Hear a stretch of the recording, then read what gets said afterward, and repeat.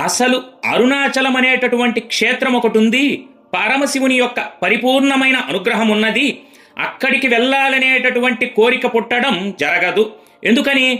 అసలు కొన్ని కోట్ల జన్మలు ఎత్తితే తప్ప అరుణాచల పర్వతం గురించి తెలుసుకోడు.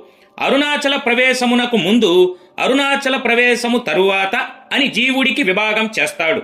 అసలు వీడు ఎప్పుడైనా అరుణాచలం వెళ్ళాడా చూస్తాడు. అరుణాచలం వెళ్ళాడు, ఆ జీవుడి స్థాయి వేరు. అరుణాచలం వెళ్ళలేదు, ఆ జీవుడి స్థాయి వేరు.